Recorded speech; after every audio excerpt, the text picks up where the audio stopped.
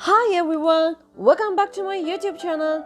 Today I'm going to show you how I drew my commission work according to my client's wish. So let's go. My client wanted me to create a portrait of his dead father. As you can see, this photo is not clear. Each and every part of his face was not clear, especially eye. Before drawing, I need to edit this photo. Using two steps editing, I created this unclear photo to a clear photo.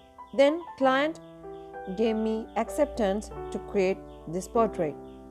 Especially, my client instructed me to make his father look younger.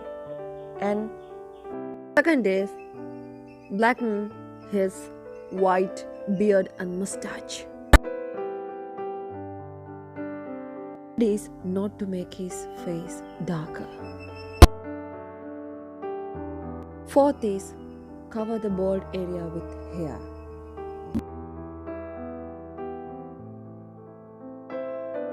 Fifth is to open the slightly closed eye.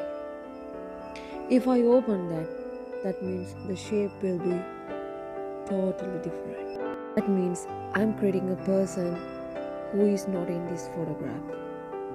So this is a big challenge to me. This video is about how I overcome this challenge.